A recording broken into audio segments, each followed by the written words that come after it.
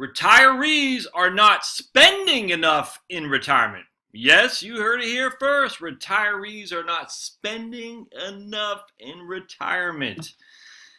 I think the list goes on and on about articles that validate this, actually. And the other side, where retirees are spending too much, we just don't, there's not, I'd love to see evidence. So if you have evidence of retirees spending too much, put it in the show notes, please. Studies that show that retirees have run out of money because they're spending too much in retirement. I'd love to see that. It's got to be more in speculation. Let's see some papers on that, and I'm happy to read through them for sure, because my whole premise is that retirees don't spend enough. In fact, the problem that we have, the reason for that is everyone's so panicked about running out of money, i.e. this retirement crisis, that they stay in their crappy old job too long, and then they go into retirement like, oh, look over their shoulders, oh, I don't want to be a pauper, I don't want my kids to have to change my diaper, and so they don't enjoy their working careers, and they don't enjoy the retirement because the boogeyman is always coming out of the closet to jump on them and eat them alive. And we don't want that. We want you to enjoy your life. You only live once. YOLO. You only live once. So enjoy it. All right, so let's dive into this. Smash, of course. Do that. Do me a favor. Did you smash it? Smash the like button. And then, of course, put a comment down below. Do you think retirees are spending too much or too little in retirement? Do you say too much or too little? All right, so let's dive into this. This again from Journal for Financial Planning. I guess I already threw this one away. I was going through my litany of JFPs, and this one I came across from my man Meir Statman. I'm not sure if it's Meir or Meyer. I'm not sure how to pronounce it, but big fan of this guy's writing. And here he had written in the JFP, Journal for Financial Planning, 2018 May, I believe, was a timeline. But all right, so he's the professor of finance at Santa Clara University and the author of Finance for Normal People. His research focuses on behavioral finance. All right, so let's talk about this, because this is critical. A few months ago, I was speaking at a conference about the mental obstacles underlying the consumption gap and how financial advisors can help clients overcome them. The consumption gap is people's actual consumption and potential consumption made possible by their wealth. In a 2016 Journal for Financial Planning paper, Spending in Retirement, Determining the Consumption Gap, Chris Browning and authors found consumption gaps among people with median financial assets, not only among the wealthy, i.e. they're not spending relative to what they could. That's what the consumption gap is. And we know why they're doing that is because they're fearful.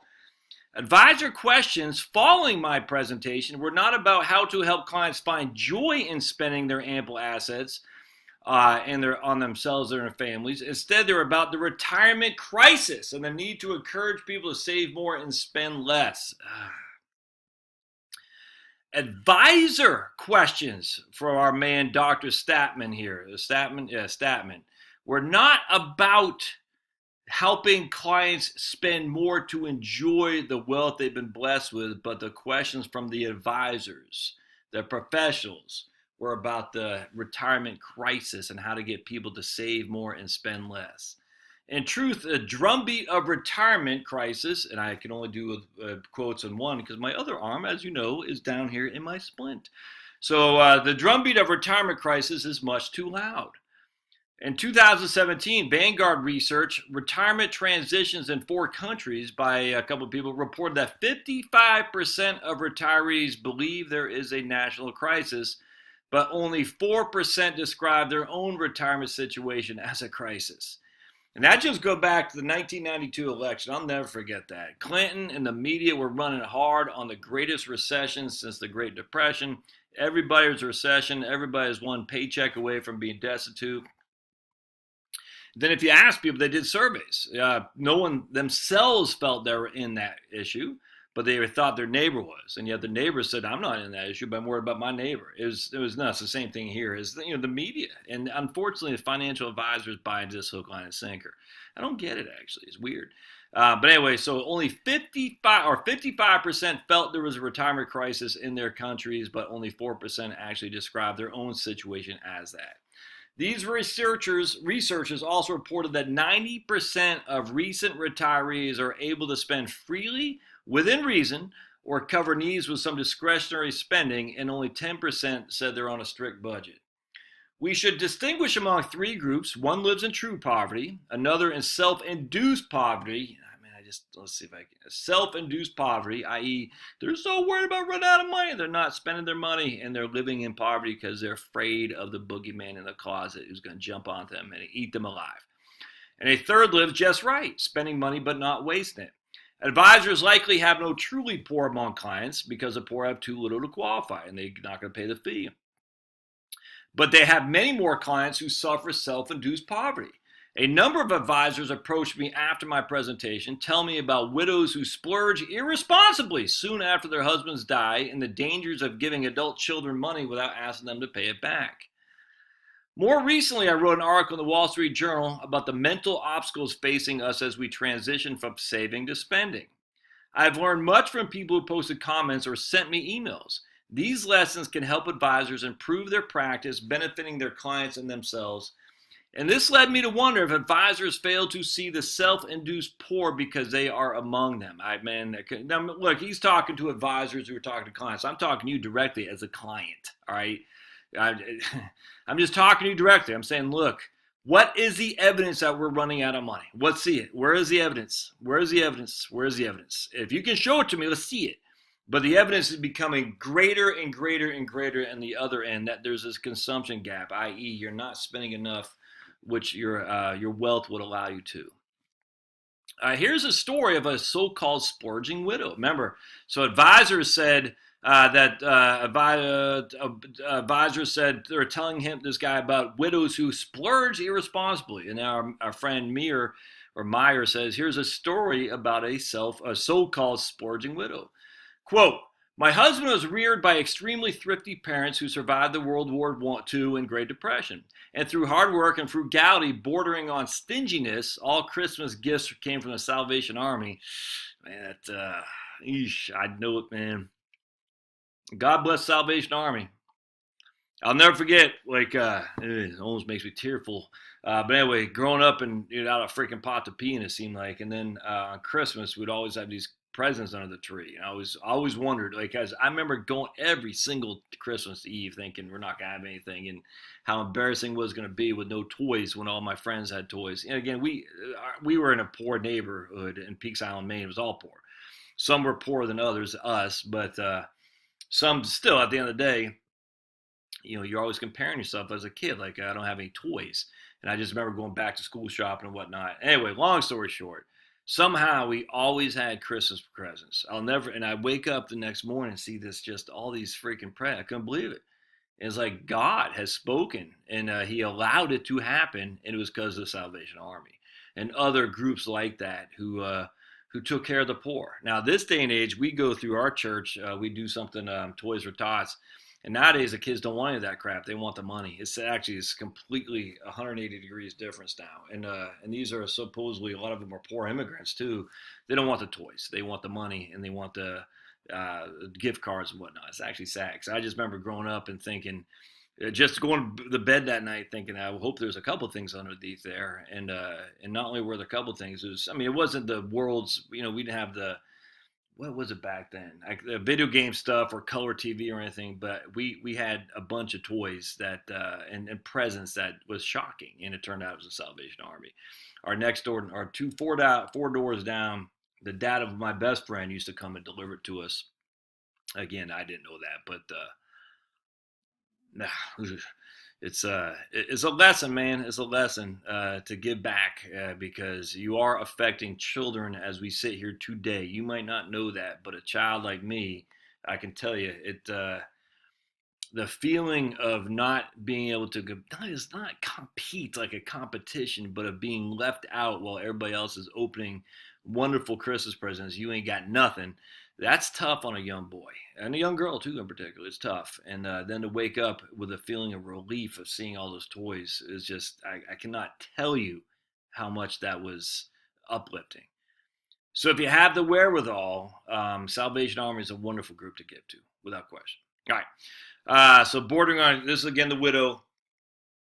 So through hard work and frugality bordering on stinginess, we accumulated a very comfortable nest egg, or his parents did, my husband's parents.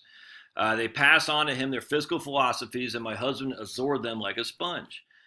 He handled our finances, and once he died, I took over the finances. I was amazed at how much money we had.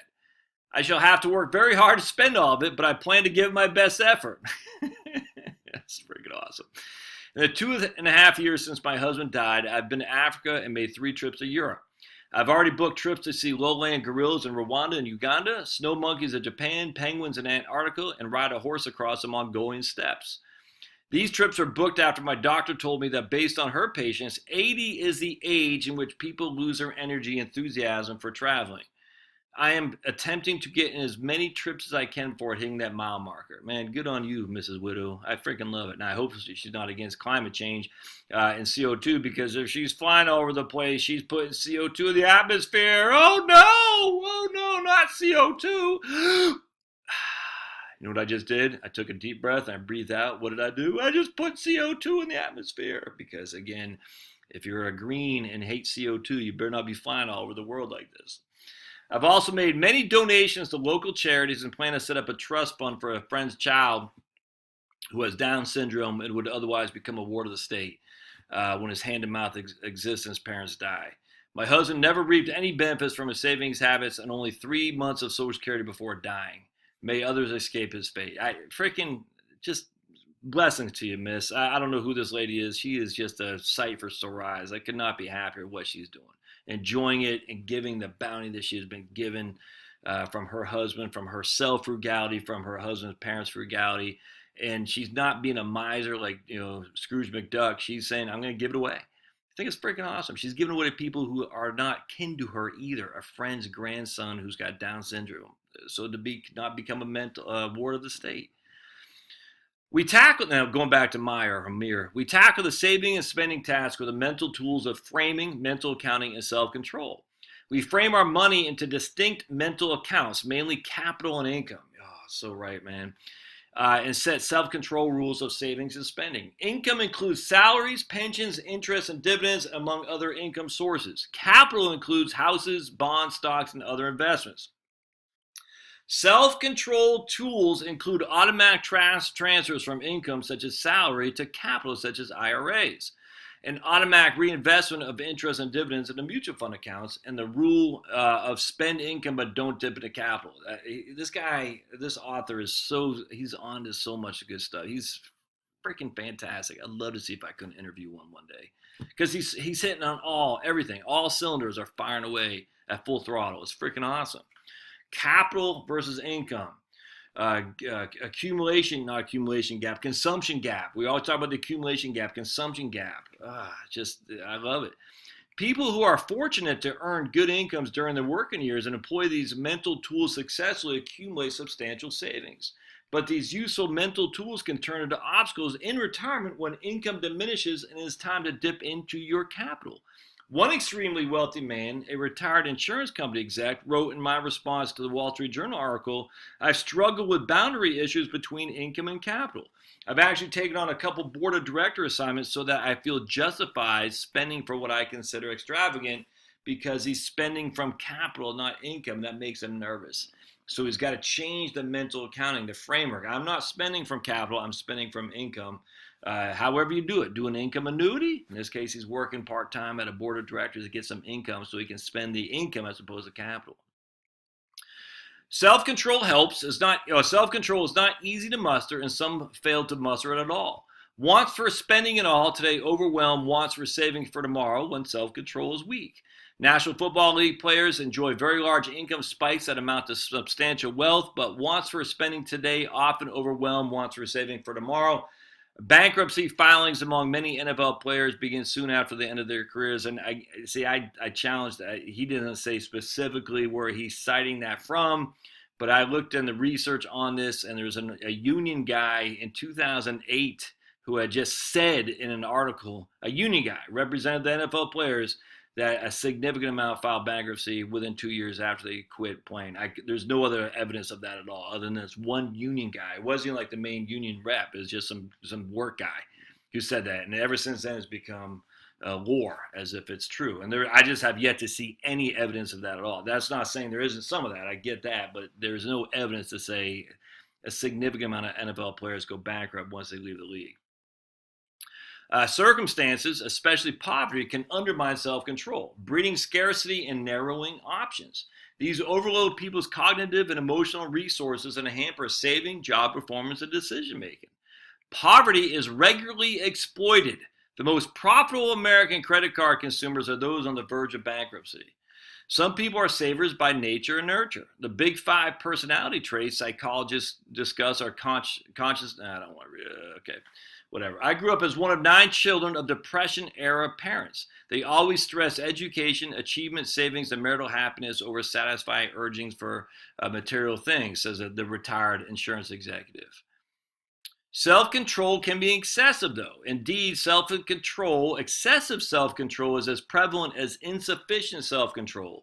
Excessive self-control is evident in the tendency to spend less today than our ideal level of spending, driving tightwads to extremes beyond frugality.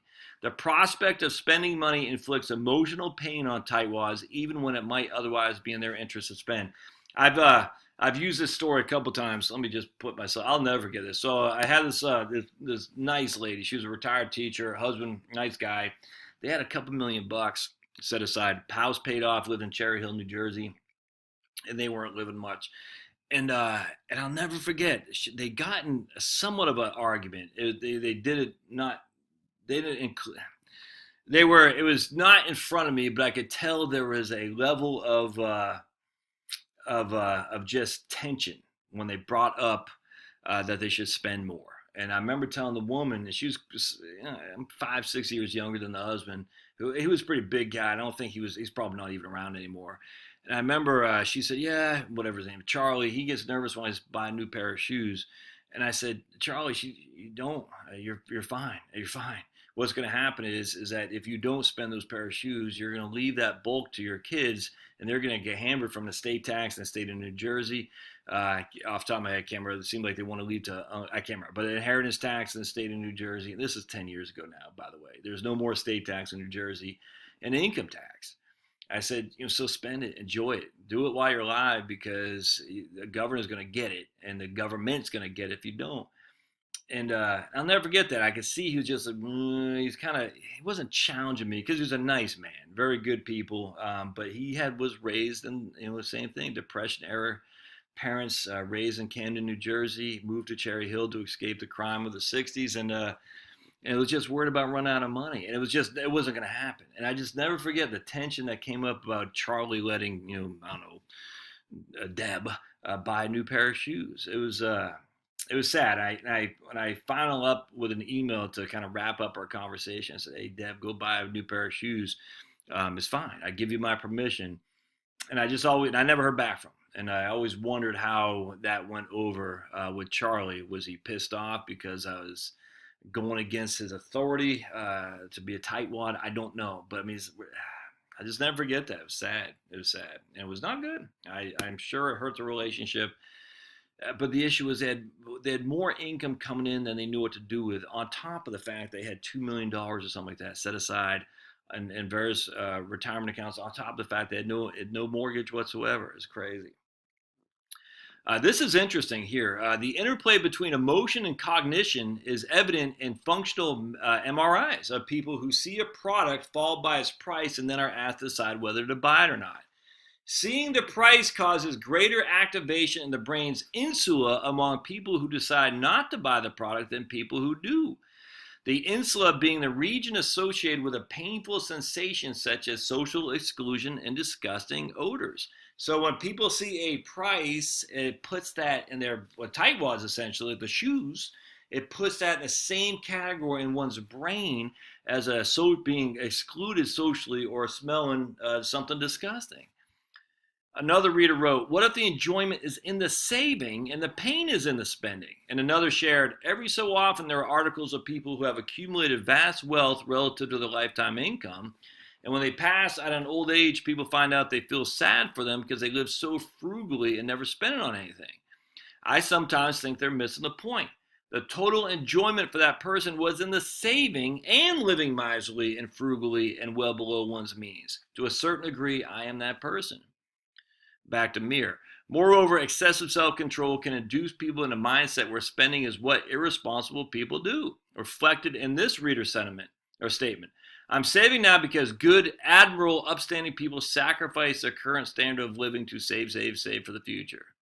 So if you're not save in the future and are spending the future money right now, you are not a good, admirable, upstanding person, according to that logic, which is sad. We spend less as we age and die sooner than we hope. Concern about running out of money is regularly exaggerated, inflated estimates of life expectancies. Social Security tables indicate that on average, only 1 in 10 of today's 65-year-old men will survive until they're 95. Yet one reader wrote, with discoveries in biotech rolling out of labs in droves, we may have reached a technological tipping point as regarding life expectancy. I think today's 60-somethings will live to 100, easy, maybe 110, and their children will probably make it to 150. Reality, however, is still some distance away from the labs. The oldest in the world woman was an Italian who died in April at 117, followed by the oldest in the world man who was an Israeli who died at 113. Moreover, older people spend less anyway, in large part because of physical limitations make them less able to spend and because they're less inclined to spend for personal reasons anyway. According to this paper, How Spending Declines with Age and the Implications for Workplace Pension Plans, spending at age 84 adjusted for inflation is 23% less than it was at 62 among college-educated American couples. Spending on movies, theater, opera, and concerts declined by more than 50% between the ages 60 and 80. Spending on nursing aids, hearing aids, nursing homes, and funeral expenses increased by more than 50%. So basically it's a wash there. One reader wrote, lots of people lose a spouse and do not travel for vacation much because they're by themselves now. They have enough money, but they just do not go anywhere or do much. They have lost their best friend and have not found a second life after losing their spouse. So they sort of mope around just to not do much. It's really sad. I know a few people in this situation have tried to help, but there does not seem to be much you can do for them. We lose not only spouses, but friends, couples we used to dine with and travel with, same-sex individuals we used to golf or shop with. Suddenly we're left to do these things alone and not do them in balance. While we have the resources to seek balance is important to a fulfilling spending and fulfilling retirement. We need not feel guilty about spending our hard-earned savings on ourselves. As one reader wrote, during my career, I was a very conscientious saver and investor. I always maxed out my 401ks and put a large percent of my salary into deferred comp plans. I've had a difficult time changing my mindset from a saver to a spender. This article made me make that mental transition. The first thing I did was go out and get fitted for a new set of ping golf clubs, and I did not feel guilty about it, he said in an exclamation point. Yeah, good on him. Some people derive no pleasure from spending on themselves. Another wrote, if one has never derived pleasure from material things, why would that change in retirement? A cup of coffee or walk on the beach at dawn, and I'm good to go. The psychic income from being oversaved has value. I emphasize with this reader, I too like a cup of coffee and a walk on the beach, even if not at dawn, but why not share oversaved money with family and the needy? Exactly, going back to the thing with Salvation Army. One reader has learned the lesson and wrote, I learned from my mom that the greatest joy in life is giving to your family. She would give something to all of her 6 children, their spouses, their grandchildren, their great-grandchildren, their spouses, St. Patrick's Day, and no reason at all. If you want the closest thing to eternal life, try this. Yeah, I couldn't believe. Let's see here. All right, so better to give with a warm hand than a cold one. I see this right here. I find to be incredibly, incredibly profound. Better to give with a warm hand than a cold one. One reader faulted me for failing to address preserving capital for the next generation, which is a priority for some of us old people. Why not give money to the next generation with a warm hand than a cold one? I end this story about the so-called dangers of giving adult children money without asking them to pay it back, a danger emphasized by some advisors who approached me after my conference presentation. One advisor stood aside, waiting till everybody had left, and said, I burst out crying when you said it's better to give with a warm hand than a cold one. Indeed, she was crying when she spoke to me. It turned out that she had lent her son $27,000 for college tuition and now demanded that he pay her by the agreed schedule. She reasoned that by paying by schedule would benefit her son, teaching him financial responsibility. But the son was now financially squeezed, at the beginning of his career, lacking even money to buy his girlfriend an engagement ring, and his mother's demands soured their relationship. The mother had more than enough to forgive the loan without imposing any hardship on her, giving with a warm hand rather than a cold one. I hope this is what she did that day. I hope she shares her story and lessons with her client. It's what a great article. Better to give with a warm hand than a cold one. And I get this too. Like I don't know. Look, as a financial planner, I cannot tell you how many people set up these trusts where I don't want my kids to get it till 25% when they're 30, 25% when they're 35, and so on and so on. I said, why? Or I don't want my kid to get till he's 55. And I'm like, at 55, they usually don't need the money. They need it when they're 35. And then if you die and that's part of your trust, because a trust is what sets up where you're controlling it from the grave, you're not showing that you trust your children. You're just not. You're showing that you don't trust them, that you only want them to get the money when they're 55, and they're struggling now. And just don't do that. I mean, there might be a reason not to trust your kids. I mean, I don't know. You might have a kid that's going to sniff it up his nose. I don't know. But don't put restrictions on it from the grave, other than just because that's what some estate planning attorney says. Like, this is what we typically do. 25% at 30, 25% at 40, 20. Don't do that. Or hell, don't wait until they're 60 years old to give it to them, because then why not give it to them while you're alive so you can see it? Now, obviously, don't fly coach so your kids can fly first class. That's what I always say. But if you got the cash and you got the resources and you know you got a struggling child and you know he's doing his best, just give him the friggin' money and say, hey, I want to help you out, son. Now, should you do that over and over and over again? No. I had a client up in Rochester, and they kept providing their son capital to start these various business ventures to the point it was going to hurt their own retirement. They were going to run out of money. And they were nice people. And I never forget, they were getting knocked on. Some Catholic university was calling on them to donate. They wanted to give to they were giving their kids money. I'm like, look, I know you guys want to give, but at this stage, your retirement portfolios is you're not going to last. I know they wanted to give, and I said, look, maybe set up some kind of life insurance, a secondary life insurance to give to the Catholic Church. But at some point, you're going to have to cut these people off because you are going to run out of money because they still had a mortgage. They still had pretty significant expenditures too. But they just, and long story short, I'll never forget, they called me back about a couple weeks later, wanting, I think it was $25,000 from his IRA to give directly to the Catholic University.